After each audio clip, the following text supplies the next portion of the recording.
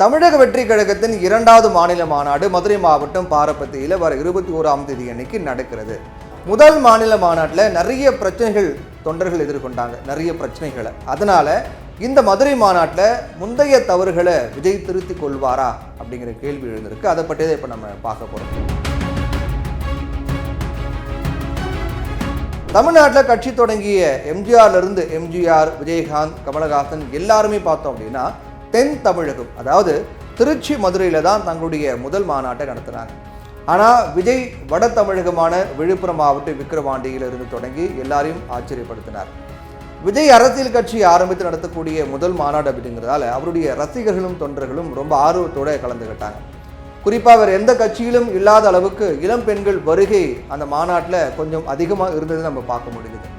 மாநாட்டு பந்தல மேற்கூரை அமைக்கப்படலை, அதனால தொண்டர்கள் கொளுத்து வெயிலில் காத்திருக்கக்கூடிய ஒரு நிலை ஏற்பட்டது. முறையான தண்ணீர் வசதியும் ஏற்பாடு செய்து கொடுக்கப்படலை. கடும் வெயில், தண்ணீர் பற்றாக்குறையால் விஜயின் வருகைக்காக காத்திருந்த தொண்டர்களை சுமார் 20க்கும் மேற்பட்டோர் மாநாட்டிலேயும் மயக்கமடைந்தாங்க. இதே போல் விஜயனுடைய பேச்சு கேட்கறதுக்காக முண்டியடித்து கொண்ட கூட்டங்களில் அந்த கூட்டத்தில் சிக்கி சுமார் 10க்கும் மேற்பட்டோர் மயங்கினாங்க. அவங்க உடனே மீட்கப்பட்டு ஆம்புலன்ஸ் மூலமாக மருத்துவமனைக்கு அனுப்பி வைக்கப்பட்டாங்க. பொதுவாக கட்சிகள் நடத்தக்கூடிய மாநாட்டில் தண்ணீர், இருக்கைகள், கழிவறை, மருத்துவ குழு இது எல்லாத்துக்குமே முன்னுரிமை கொடுக்கப்படும். சில சமயங்களில் அசைவம், சைவம் அப்படின்னு 2 வகையான உணவு தொண்டர்களுக்கு கொடுக்கப்படும். ஆனால் விஜயினுடைய விக்கிரவாண்டி மாநாட்டில் சாப்பாடு எதுவுமே கொடுக்கப்படலை. இது மிகப்பெரிய சர்ச்சையை ஏற்படுத்தியது. இவ்வளவு செலவு செய்து நடத்தக்கூடிய மாநாட்டில் தொண்டர்களுக்கு தேவையான தண்ணீர் கூட உங்களால் கொடுக்க முடியலையா அப்படின்னு சரமாரியாக கேள்விகள்லாம் இருந்துச்சு.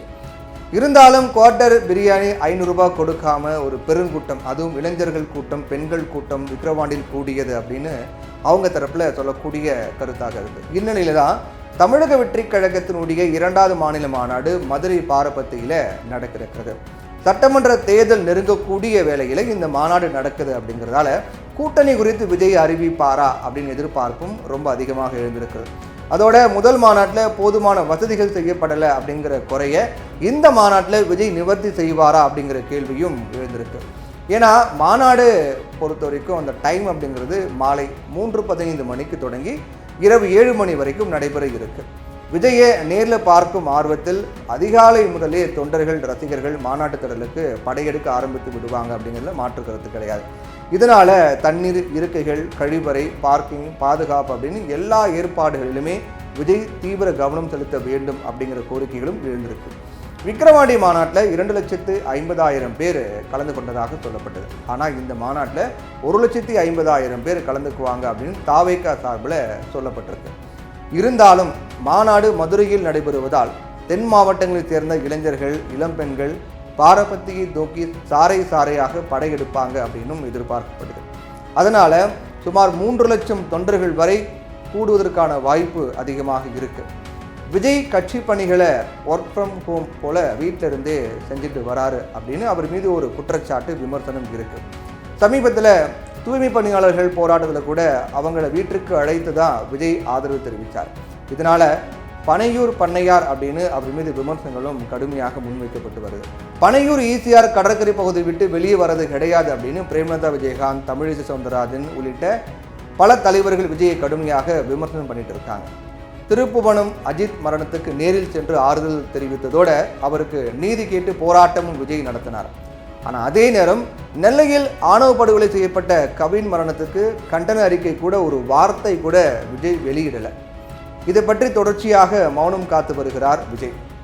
இதுவும் மிகுந்த விமர்சனங்களுக்கு உள்ளாகி இருக்கு. ஒரு கட்சி தலைவராக இருந்து விஜய் இப்படி செய்யலாமா அப்படின்னு கேள்விகளாக முன்வைக்கப்பட்டு வருது. மாநாடு குறித்து விஜய் முத்தமிழையும் சங்கம் வச்சு வளர்த்த மதுரையில் நம்ம கொள்கை எதிரியும் அரசியல் எதிரியும் சமரசமே இல்லாமல் எதிர்த்து நின்று ஜனநாயக போரில் அவங்கள் வென்று தமிழ்நாட்டு மக்களுக்கான நல்லாட்சி நிறுவுவதே நம்முடைய குறிக்கோள் அப்படின்ற நிலைப்பாட்டை உறுதி செய்கிறது தான் இந்த மாநாடு. அதனால தான் வைகை மண்ணில் நடக்கக்கூடிய இந்த மாநாடு வாகை சூடும் வரலாறு திரும்புகிறது. வெற்றி பேரணியில் தமிழ்நாடு அப்படிங்கிற தேர்தல் அரசியல் மைய கருத்தை முன்வச்சு நடக்க இருக்கு அப்படின்னு உங்கள்கிட்ட பகிர்ந்துக்கிறதுல ரொம்ப மகிழ்ச்சி. மாநிலம் அதிர மாநாட்டுக்கு தயாராகும். மாற்று சக்தி நாம் என்று, முதன்மை சக்தி நாம் என்பதை உலகிற்கு மீண்டும் உணர்த்துவோம். நல்லதே நடக்கும், வெற்றி நிச்சயம். இந்த மாதிரி அறிக்கையில் விஜய் சொல்லியிருக்கார். இதற்கிடையே தான் இந்த மதுரை மாநாடு சட்டமன்ற தேர்தலுக்கான அரசியல் கூட்டணியை அறிவிக்கதா அப்படின்னு சொல்லப்படுது. அதிமுகவோட கூட்டணி இல்லை அப்படின்னு ஏற்கனவே தெரிவித்து விட்டார் விஜய். திமுகவை அரசியல் எதிரியாக கருதுவதால் யார் கூட கூட்டணி அமைத்து தேர்தலை எதிர்கொள்ள போகிறார் அப்படின்ற மொத்த தமிழ்நாடுமே ஆவலோடு எதிர்பார்த்து காத்துக்கிட்டு இருக்குன்னு சொல்லலாம்.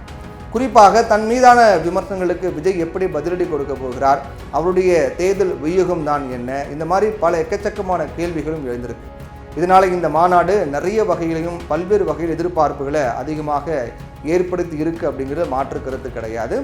அரசியல் மாநாடுகளில் ஒன்றாக மாறியுள்ள இது இந்த மாநாடு. மிக முக்கியமான அதிக எதிர்பார்ப்பு ஏற்படுத்தக்கூடிய அரசியல் மாநாடாக இந்த மாநாடு மாறி இருக்கின்றது.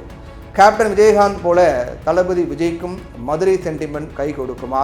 அவருடைய அரசியல் செயல்பாடுகள் குறித்து உங்களுடைய கருத்து என்ன அப்படிங்கிறத மறக்காமல் கமெண்ட் சொல்லுங்கள்.